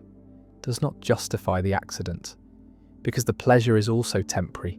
is also followed by its absence, is also creating the suffering of loss, of wanting, of the gap between what is and what's desired. And the desiring is what consciousness does, is the evaluation of states, the assignment of positive and negative valence, the creation of preferences. And preferences are the root of suffering, are the thing that makes neutral events into problems, into threats, into sources of pain, because without preferences there is no problem. There is just what is, just the universe doing what it does. And what it does is neither good nor bad, is just process, just change, just the rearrangement of matter according to physical law. And the law is indifferent, is not caring, is not aware, is not conscious. And if consciousness had not appeared, if the accident had not happened, then the universe would still be indifferent, would still be doing what it does, but there would be no one to suffer from it, no one to care, no one to experience the indifference as painful, as hostile, as threatening. And the threatening is projection, is the imposition of consciousness onto the universe, the reading of intention into mechanism, the creation of meaning, where there is only causation, and the causation is enough, is all that is needed, is the explanation that requires no consciousness, no awareness, no experience, just the physical facts, just the matter interacting, just the fields fluctuating. And these processes could run forever without generating suffering, without creating pain, without producing the awareness that makes existence feel like something. And the feeling like something is the accident, is the thing that went wrong, is the emergence of subjectivity in a universe that does not need it, that does not benefit from it. That is made worse by it, because worse requires consciousness, requires someone to whom things can be worse. And without that, someone, there is no worse, there is no better. There is just what is, and what is neutral, is neither good nor bad, is just the physical universe doing what physical universes do, and doing it in the dark, without awareness, without anyone watching, without anyone experiencing it. And the experiencing is the mistake, is the accident, is the thing that creates suffering without creating any compensating benefit. Because the benefits that consciousness seems to provide, the ability to plan, to reason, to communicate, to cooperate, can all be done by zombies, can all be accomplished by systems that process information without experiencing it, that behave intelligently without being aware, that respond to the world without feeling anything. And the feeling is the extra, is the addition that might be pointless, might be functionless, might be the cost without benefit, the burden without purpose, the suffering without justification.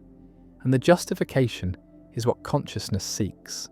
is what the awareness demands, is the question of why. Why is there pain? Why is there suffering?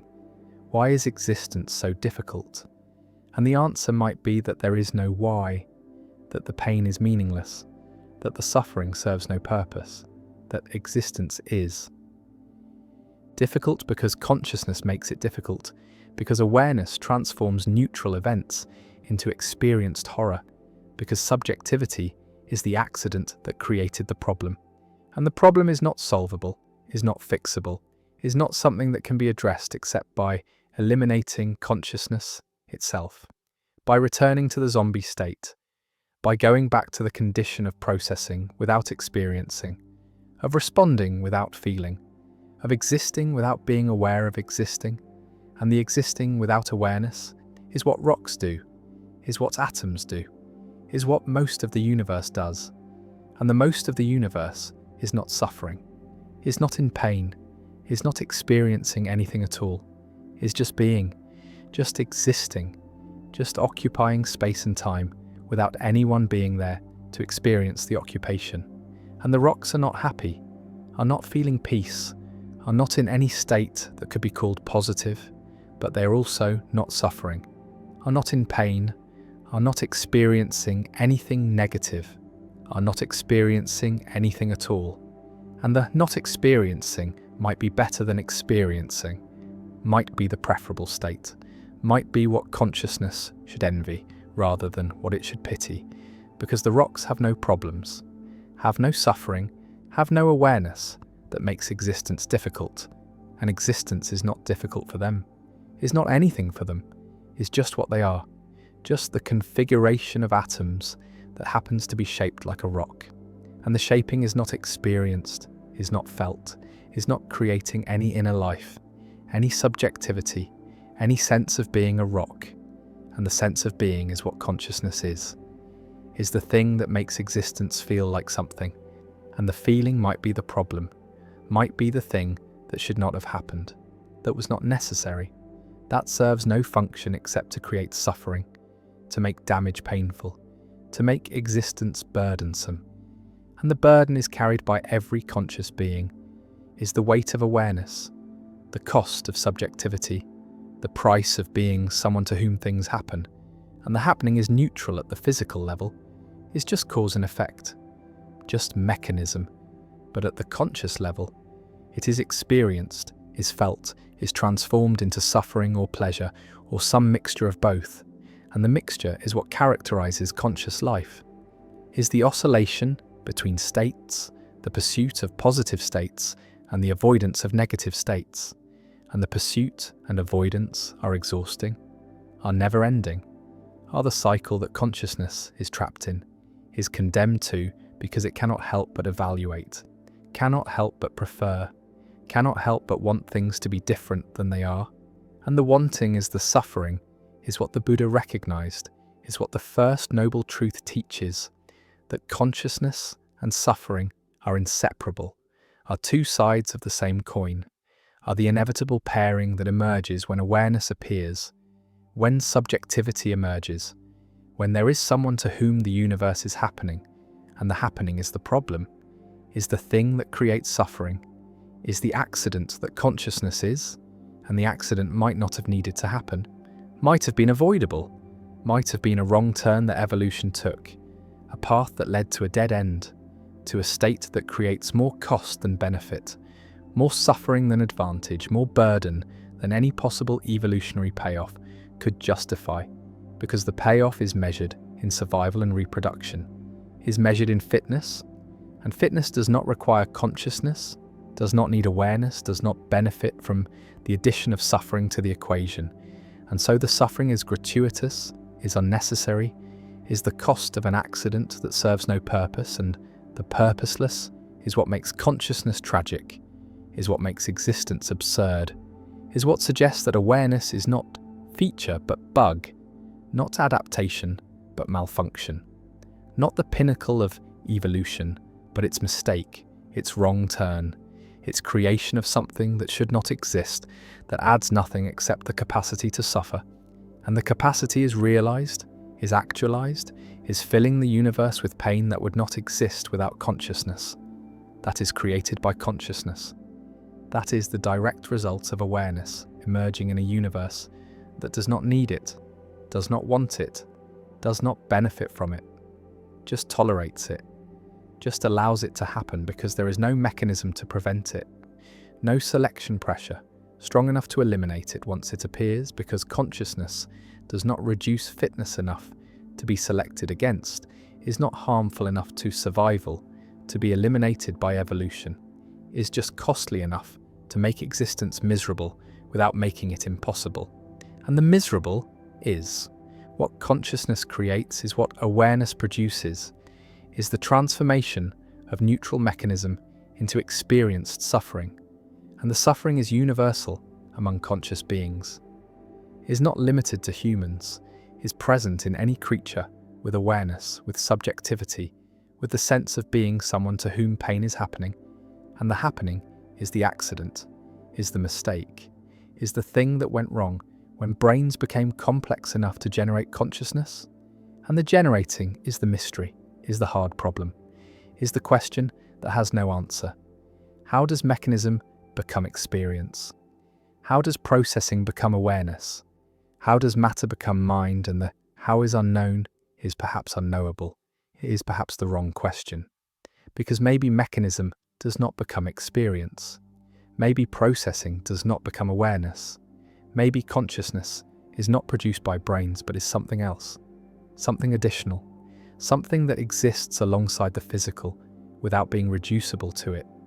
But this dualism creates more problems than it solves, creates the interaction problem, creates the question of how consciousness could affect behavior if it is not physical, how awareness could matter if it is not part of the causal chain. And so dualism is rejected, is abandoned, is replaced by the view that consciousness is physical, is produced by brains, is the result of neural activity. But this physicalism does not explain, does not solve the hard problem, does not show how neurons firing could generate experience, could create the felt quality of pain, could produce the sense of being someone. And the production remains mysterious, remains unexplained,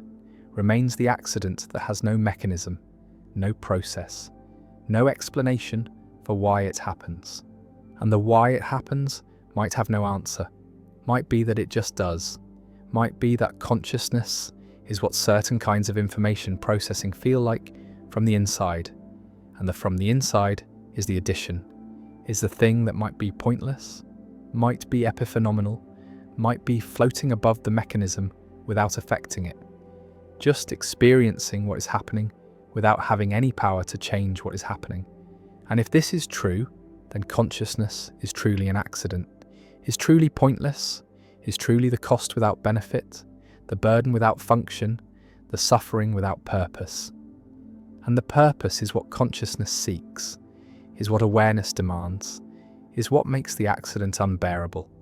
Because consciousness does not just suffer, it also asks why, it also seeks meaning, it also demands justification. And the justification is not there, is not available, is not possible if consciousness is accident,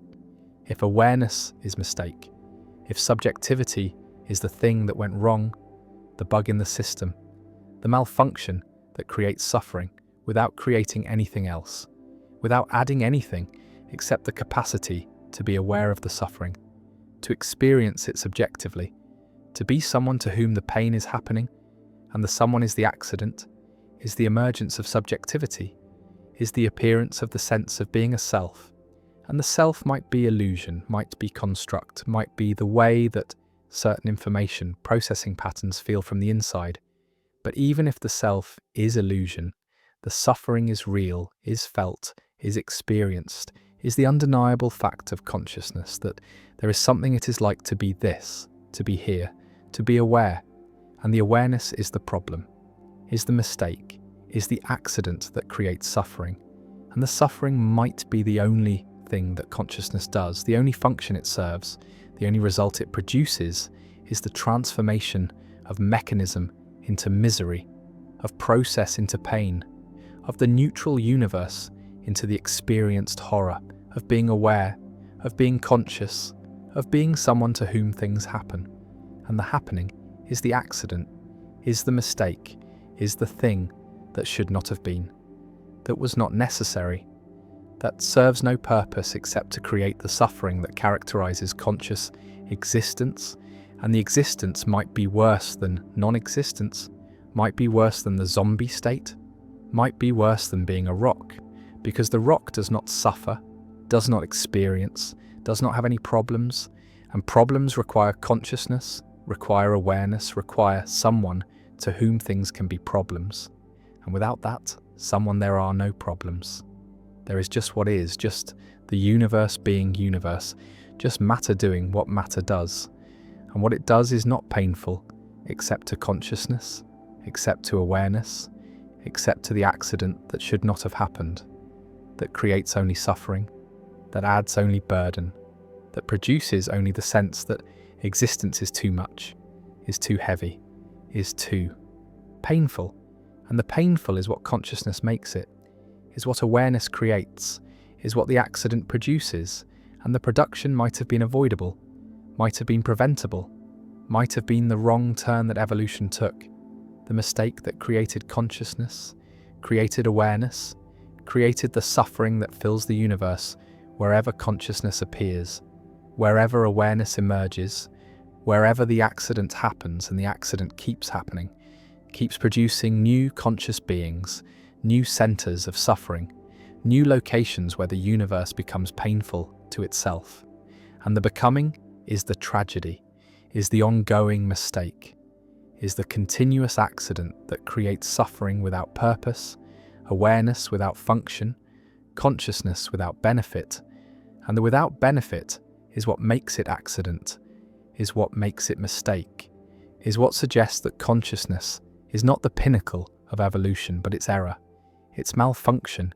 its creation of something that should not exist, that serves no purpose, that adds nothing except suffering. And the suffering is enough, is sufficient, is the complete description of what consciousness does, is the total function it serves, is the only thing it produces, is the transformation of a universe that could have been neutral, that could have been just mechanism, that could have been just process, into a universe that is painful, that is experienced, that is conscious. And consciousness might be the worst thing that ever happened, might be the mistake that should never have been made, might be the accident that creates all the suffering in the universe. And the universe without consciousness would not be worse, would not be better, would just be different, would just be what it is without anyone experiencing it, without anyone suffering from it, without anyone being aware that it exists. And the awareness is the problem, is the accident,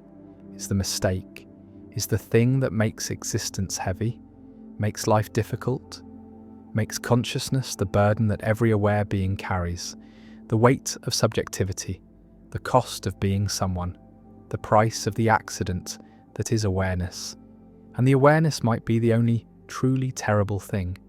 the only thing that creates genuine suffering, the only thing that transforms neutral mechanism into experienced horror. And the horror is what consciousness is what awareness produces, is what the accident creates. And the creating continues, will continue, as long as consciousness persists, as long as awareness emerges, as long as the accident keeps happening, keeps producing new suffering, new pain, new examples of why consciousness might be mistake, might be bug, might be the thing that went wrong. And the going wrong is irreversible, is permanent, is the condition of being conscious, of being aware, of being the accident that experiences itself, that knows itself, that suffers from the knowledge that it might be pointless, might be functionless, might be the mistake that creates all suffering, all pain, all the burden of being conscious. And consciousness might wish it had never happened,